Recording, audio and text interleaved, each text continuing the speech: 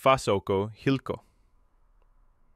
Faranmisma, Burkina Faso, सन् 2022-2023। पश्चिम अफ्रिकाको मुटुमा अवस्थित एउटा देश जहाँ असुरक्षा, आतंक र जनताको आक्रोश दिन प्रतिदिन बढ्दो थियो। कथा। दुलाम्मे शहर उगारुघुमा सूर्य अस्ताउँदै थियो। सेनाको ब्यारेकभित्र क्याप्टेन इब्राहिम ट्राओरे चुपचाप झ्यालबाट टोलाउँदै थिए, त्यो शहरतिर जसलाई उनले जीवन समर्पण गरेका थिए। जम्मा 34 वर्ष उमेरका इब्राहिमले युद्धको नरसंहार यति धेरै देखेका थिए कि अब चुप लागेर बस्न सक्दैनथे। उत्तरतर्फका गाउँहरू आतंककारीहरूका कब्जामा थिए। आगोले जलाइएका घरहरू, विस्थापित परिवारहरू, भोकले चिच्याउने बालबालिका, बुर्किना फासो चिच्याइरहेको थियो। म हेरेर मात्र बस्न सक्दिनँ, उनले आफूलाई भन्दै भने। 2022 सेप्टेम्बर 30 बमको आवाज थिएन, तर सत्ता परिवर्तनको गर्जन थियो। क्याप्टेन ट्राओरे र उनका युवा सहकर्मीहरूले नेतृत्व परिवर्तन गरे।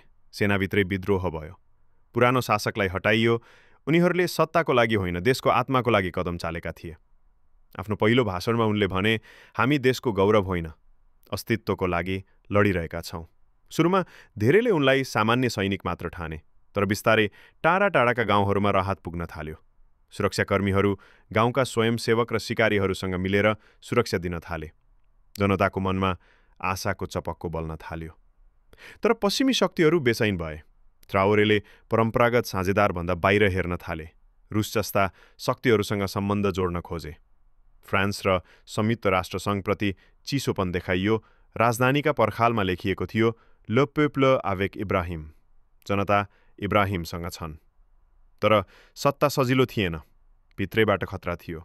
एक रात सल्लाहकारले भने, उनीहरू तपाईँलाई सफल हुन दिनेवाला छैनन्। तपाईँ जवान हुनुहुन्छ र तपाईँ विश्वास गर्नुहुन्छ, त्यसैले तपाईँ डर लाग्दो हुनुहुन्छ। इब्राहिमले दृढ स्वरमा भने, उनीहरूले डर मान्नै पर्छ, विश्वास गर्ने नेता देखेर। त्यसपछि उनी उठे, राष्ट्रिय झण्डातिर फर्किएर सलामी गरे र फेरि आफ्नो काममा फर्किए। बुर्किना फासोमा अहिलेसम्म पनि शान्तिको लडाईँ जारी छ, तर क्याप्टेन इब्राहिम ट्राओरेको नेतृत्वमा आजका युवाहरू आशा देख्न थालेका छन्, सपना होइन, अभियानको रूपमा।